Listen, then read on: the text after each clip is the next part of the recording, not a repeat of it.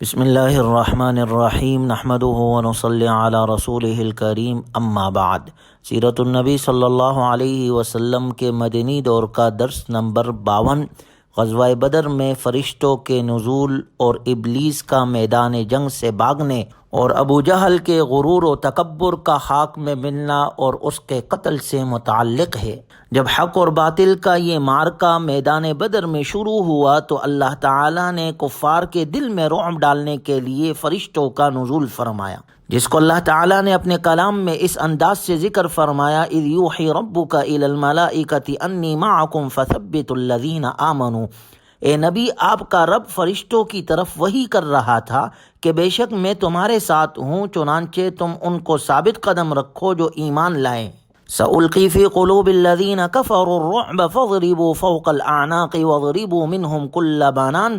میں جلد ہی ان لوگوں کے دلوں میں رعب ڈال دوں گا جنہوں نے کفر کیا، چنانچہ تم ان کی گردنوں پر وار کرو اور ان کی انگلیوں کے ہر جوڑ پر ضرب لگاؤ۔ فرشتوں کے نزول سے متعلق اللہ کا مزید ارشاد ہے: وَلَقَدْ نَصَرَكُمُ اللَّهُ بِبَدْرٍ وَأَنْتُمْ أَذِلَّةٌ۔ اور اللہ تعالیٰ نے بدر میں عین اس وقت تمہاری مدد کی جب تم کمزور تھے۔ فَاتَّقُوا اللَّهَ لَعَلَّكُمْ تَشْكُرُونَ۔ پس تم اللہ سے ڈرو تاکہ تمہیں شکر ادا کرنے کی توفیق ہو۔ اِذْ تَقُولُ لِلْمُؤْمِنِينَ أَلَنْ يَكْفِيَكُمْ أَنْ يُمِدَّكُمْ رَبُّكُمْ بِثَلَاثَةِ آلَافٍ مِّنَ الْمَلَائِكَةِ مُنْزَلِينَ۔ اے نبی، جب آپ مؤمنوں سے کہہ رہے تھے کیا تمہارے لیے کافی نہ ہوگا کہ اللہ تعالیٰ آسمان سے 3000 فرشتے اتار کر تمہاری مدد کریں؟ بلا ان تصبروا وتتقوا ويأتوكم من فورهم هذا يمددكم ربكم ب5000 من الملائكة مسومين۔ کیوں نہیں، اگر تم صبر کرو اور اللہ سے ڈرتے رہو اور دشمن تم پر فوراً چڑھ آئے تو اسی لمحے تمہارا رب 5000 فرشتوں سے تمہاری مدد کرے گا جو خاص نشان والے ہوں گے۔ وَمَا جَعَلَهُ اللَّهُ إِلَّا بُشْرَىٰ لَكُمْ وَلِتَطْمَئِنَّ قُلُوبُكُمْ بِهِ۔ اور اللہ نے اسے تمہارے لیے خوشخبری بنا دیا تاکہ اس سے تمہارے دلوں کو تسلی ہو۔ وَمَا النَّصْرُ إِلَّا مِنْ عِنْدِ اللَّهِ الْعَزِيزِ الْحَكِيمِ۔ اور مدد تو اللہ ہی کی طرف سے ہوتی ہے جو بہت زبردست نہایت حکمت والا ہے۔ صحیح مسلم میں حضرت عبداللہ ابن عباس رضی اللہ تعالیٰ عنہما فرماتے ہیں کہ ایک مسلمان بدر کے دن اپنے آگے جانے والے مشرک کے تعاقب میں بھاگ رہا تھا۔ اچانک اس نے اوپر سے کوڑے کی آواز سنی۔ اس کے ساتھ ہی ایک گھڑ سوار کی آواز بھی آئی جو کہہ رہا تھا: اقدم حزوم، حزوم آگے بڑھو۔ مسلمان نے اچانک دیکھا کہ وہ بھاگنے والا مشرک شانوں کے بل چت گرا ہوا تھا۔ اس صحابی نے لپک کر دیکھا تو اس مشرک کی ناک زخمی اور چہرہ پٹا ہوا تھا جیسے اسے کسی نے کوڑا مارا ہو، اور کوڑے کے زہر آلود ہونے کی وجہ سے اس کا سارا جسم سبز ہو چکا تھا۔ اس انصاری صحابی نے یہ واقعہ رسول اللہ صلی اللہ علیہ وسلم کو سنایا۔ آپ علیہ الصلوۃ والسلام نے فرمایا: صدقتا، تم نے سچ کہا ہے، ذالک من مدد السماء الثالثہ، یہ تیسرے آسمان سے مدد آئی تھی۔ اسی طرح صحیح بخاری میں حضرت عبداللہ ابن عباس رضی اللہ تعالی عنہما ہی سے روایت ہے کہ نبی صلی اللہ علیہ وسلم نے بدر کے دن ارشاد فرمایا: ھذا جبریل آخذ برأس فرسہ علیہ اداۃ الحرب۔ یہ جبریل ہے جو اپنے گھوڑے کو سر لگام سے پکڑے ہوئے ہے اور ہتھیار بند ہے۔ گویا بلا شبہ معرکہ بدر میں فرشتوں کا نزول یقینی امر ہے جس میں کسی شک و شبے کی گنجائش نہیں۔ اس مدد کی حکمت یہ تھی کہ مسلمانوں کے لیے کامیابی کے اسباب مہیا ہو، چنانچہ فرشتوں نے یہ اسباب فراہم کیے، مثلاً مدد آنے کی خوشخبری دینا، ان کے دلوں میں مدد کی آمد کا احساس پیدا کرنا تاکہ انہیں جنگ میں ثابت قدمی حاصل رہے اور لڑائی میں جوش و خروش پیدا ہو۔ جس طرح بعض فرشتوں نے بالفعل لڑائی میں حصہ بھی لیا، اور بلا شبہ اس شرکت سے صحابہ اکرام رضی اللہ عنہم اجمعین کے دل مضبوط ہو گئے اور لڑائی میں تیزی اور گرم جوشی آ گئی۔ اور اس موقع پر ایک بات یہ بھی قابل غور ہے کہ بہت سے فرشتوں سے مسلمانوں کی مدد کی کیا حکمت تھی۔ حالانکہ یہ کام تو ایک فرشتہ بھی کر سکتا تھا۔ حضرت جبرائیل علیہ الصلوۃ والسلام سارے مشرکین کو ختم کر سکتے تھے اللہ کے حکم سے، لیکن کیا وجہ کہ اللہ تعالیٰ نے اتنے سارے فرشتے مدد کے لیے نازل فرمائے؟ تو علماء کرام نے اس کی یہ حکمت بیان فرمائی ہے کہ حق اور باطل کا ٹکراؤ ابتدا سے چلا ہے اور انتہا تک چلتا رہے گا۔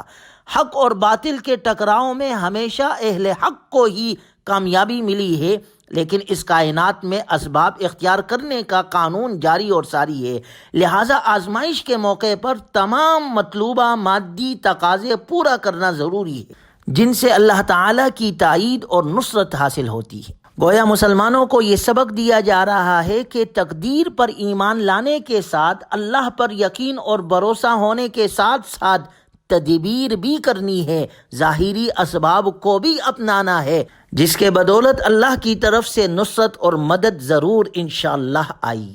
چنانچہ غزوہ بدر میں جب حق اور باطل کا یہ ٹکراؤ ہوا تو اس غزوے کے اندر ابلیس بھی اپنا جھنڈا لیے کھڑا تھا۔ شیطان سراقہ بن مالک کی شکل میں آیا تھا اور مشرکین سے اب تک جدا نہیں ہوا تھا، لیکن جب شیطان نے مشرکین کے خلاف فرشتوں کی کارروائی دیکھی تو الٹے پاؤں پلٹ کر بھاگنے لگا، مگر حارث بن ہشام نے اسے پکڑ لیا۔ وہ سمجھ رہا تھا کہ یہ واقعی سراقہ ہی ہے، لیکن ابلیس نے حارث کے سینے پر ایسا گھونسا مارا کہ وہ گر گیا اور ابلیس نکل بھاگا۔ مشرکین کہنے لگے، سراقہ کہاں جا رہے ہو؟ کیا تم نے یہ نہیں کہا تھا کہ تم ہمارے مددگار ہو، ہم سے جدا نہیں ہوگے؟ اس نے کہا، میں وہ چیز دیکھ رہا ہوں جسے تم نہیں دیکھتے ہو، مجھے اللہ سے ڈر لگتا ہے اور اللہ بڑی سخت سزا والا ہے۔ اور اس طرح گویا شیطان میدان جنگ سے بھاگ کر سمندر میں جا رہا۔ حضرت عبد الرحمن بن عوف رضی اللہ تعالیٰ عنہ فرماتے ہیں کہ میں غزوہ بدر کے دن صف میں کھڑا تھا کہ میں نے اپنے دائیں بائیں دو نوعمر لڑکوں کو دیکھا۔ میرے دل میں خیال آیا کاش میں مضبوط اور جوانوں کے درمیان ہوتا۔ اسی دوران ان میں سے ایک نے مجھ سے کہا، چچا جان، آپ ابو جہل کو جانتے ہیں؟ میں نے کہا، بھتیجے میں اسے خوب جانتا ہوں، مگر تمہارا اس سے کیا کام ہے؟ وہ کہنے لگا، اخبرت انہ یسب رسول اللہ صلی اللہ علیہ وسلم، مجھے پتہ چلا ہے کہ وہ اللہ کے رسول صلی اللہ علیہ وسلم کے خلاف نازیبہ الفاظ کہتا ہے۔ والذی نفسی بیدہ لئن رأیتہ لا یفارق سوادی سوادہ حتی یموت الاعجل منا۔ وہ نوجوان کہنے لگا، اگر میں نے اسے دیکھ لیا تو میرا وجود اس کے وجود سے اس وقت تک الگ نہیں ہوگا جب تک ہم میں سے جس کو موت پہلے لکھی ہے وہ مر نہ جائے۔ حضرت عبد الرحمن بن عوف رضی اللہ عنہ فرماتے ہیں کہ مجھے اس کی بات سن کر تعجب ہوا، اتنے میں دوسرے جوان نے بھی مجھ سے یہی سوال کیا۔ میں نے دیکھا کہ ابو جہل لوگوں کے درمیان چکر لگا رہا تھا۔ میں نے کہا، ارے دیکھو، یہ رہا تمہارا شکار جس کے بارے میں تم پوچھ رہے تھے۔ کہتے ہیں یہ کہنے کی دیر تھی کہ وہ دونوں اپنی اپنی تلوار لے کر اس پر جپٹ پڑے اور اسے قتل کر دیا، اور پلٹ کر رسول اللہ صلی اللہ علیہ وسلم کے خدمت میں حاضر ہوئے۔ آپ صلی اللہ علیہ وسلم نے فرمایا، ایکما قتلہ، تم میں سے کس نے اسے قتل کیا ہے؟ دونوں نے کہا، میں نے اسے قتل کیا ہے۔ آپ صلی اللہ علیہ وسلم نے فرمایا، کیا تم اپنی تلواریں صاف کر چکے ہو؟ وہ بولے، نہیں۔ نبی صلی اللہ علیہ وسلم نے ان دونوں کی تلواریں دیکھی اور فرمایا، کلاکما قتلہ، تم دونوں نے اسے قتل کیا ہے۔ اللہ کی شان دیکھے، ایک روایت میں ہے کہ دونوں جوانوں کا نام معاذ تھا، ایک کا نام معاذ بن عمر اور دوسرے کا نام معاذ بن عفرہ، جبکہ بعض روایات میں دوسرے کا نام معوذ بن عفرہ بھی آتا ہے۔ حضرت انس رضی اللہ تعالیٰ عنہ سے روایت ہے کہ نبی صلی اللہ علیہ وسلم نے بدر کے دن اعلان فرمایا، من ینظر لنا ما صنع ابو جہل، کون ہے جو ہمیں ابو جہل کے بارے میں آگاہ کرے کہ اس کا کیا بنا؟ حضرت عبداللہ ابن مسعود رضی اللہ تعالیٰ عنہ اس کام کے لیے روانہ ہوئے۔ انہوں نے اسے اس حال میں پایا کہ عفرہ کے دونوں بیٹوں نے اسے مار گرایا تھا، لیکن ابھی اس کی زندگی کی آخری سانسیں باقی تھی۔ حضرت عبداللہ ابن مسعود رضی اللہ تعالیٰ عنہ فرماتے ہیں کہ میں نے دیکھا کہ ابو جہل زخمی حالت میں ہے۔ میں جا کر اس کے سینے پر بیٹھ گیا۔ اس نے آنکھ کھولی تو مجھے کہا، تو بہت اونچی جگہ بیٹھ گیا ہے۔ پھر مجھ سے جنگ کے بارے میں پوچھا کہ کیا نتیجہ نکلا۔ میں نے کہا، اللہ تعالیٰ نے اپنے رسول کی مدد کر دی ہے۔ ابو جہل کہنے لگا، اب تیرا کیا ارادہ ہے؟ میں نے کہا، تیرا سر تن سے جدا کروں گا۔ اس نے کہا، یہ لو، میری تلوار تیز ہے، اس سے کاٹ دے اور گردن نیچے سے کاٹ دے تاکہ میرا سر دوسرے سروں سے اونچا نظر آئے۔ اور ابو جہل بدبخت اس موقع پر بھی کہنے لگا کہ محمد کو میرا پیغام پہنچا دینا کہ آج میرے دل میں تجھ سے نفرت پہلے کی بنسبت زیادہ ہے۔ چنانچہ اس کے بعد عبداللہ ابن مسعود رضی اللہ تعالی عنہ نے اس بدبخت کا سر کاٹ لیا اور رسول اللہ صلی اللہ علیہ وسلم کے خدمت میں پہنچ کر عرض کیا، اے اللہ کے رسول، یہ رہا اللہ کے دشمن ابو جہل کا سر۔ آپ صلی اللہ علیہ وسلم نے 3 بار فرمایا، واقعی اس اللہ کی قسم جس کے سوا کوئی معبود نہیں۔ اس کے بعد آپ صلی اللہ علیہ وسلم نے فرمایا اللہ اکبر الحمدللہ الذی صدق وعدہ ونصر عبدہ وہزم الاحزاب وحدہ۔ اللہ اکبر، تمام تعریفیں اللہ ہی کے لیے ہے جس نے اپنا وعدہ سچ کر دکھایا، اپنے بندے کی مدد فرمائی اور تنہا سارے گروہوں کو شکست دی۔ اس کے بعد آپ علیہ الصلوۃ والسلام نے فرمایا چلو مجھے اس کی لاش دکھاؤ۔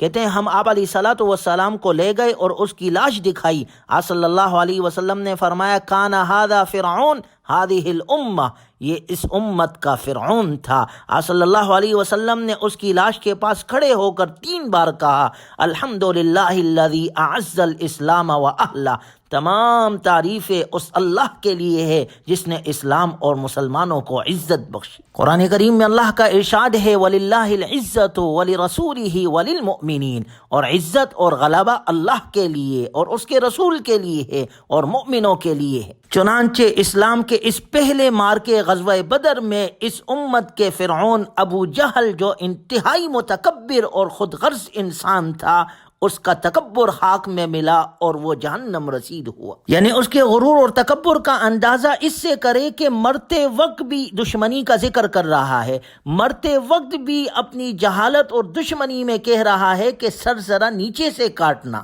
اسی لیے آپ علیہ الصلوۃ والسلام نے فرمایا نا فرعون ھذہ الامہ، میری امت کا یہ فرعون ہے، اور ساتھ میں آپ نے یہ بھی فرمایا فرعونی اشد من فرعون موسیٰ، میرا فرعون تو حضرت موسیٰ علیہ الصلوۃ والسلام کے فرعون سے بھی زیادہ شدید ہے۔ جب اس فرعون کو پانی میں ایک غوطہ لگا اور وہ ڈوبنے لگا تو کہنے لگا آمنت برب موسیٰ و ہارون، کہ میں موسیٰ اور ہارون علیہ الصلوۃ والسلام کے رب پر ایمان لاتا ہوں۔ لیکن ابو جہل بدبخت کا جسم زخمی ہے، مرتے وقت بھی کفر اور تکبر ہی کے کلمات اس کے زبان پر جاری ہے۔ چنانچہ ابو جہل کا تکبر خاک میں ملا، ابو جہل مارا گیا، امیہ بن خلف مارا گیا، عقبہ بن ابی معیط مارا گیا، بڑے بڑے سرداران مارے گئے، 70 کے قریب قید ہوئے، جس کا ذکر انشاءاللہ اگلے درس میں کیا جائے گا۔ اللہ تبارک و تعالی ہمیں ہر قسم کے تکبر، ظلم اور زیادتی سے اللہ ہماری حفاظت فرمائے، اچھے اخلاق، عمدہ صفات اللہ ہم میں پیدا فرمائے، دین کو اللہ سارے عالم میں پھیلائے، ذریعے کے طور پر اللہ ہمیں ہمارے اولادوں کو استعمال فرمائے۔ وآخر دعوانا ان الحمد للہ رب العالمین۔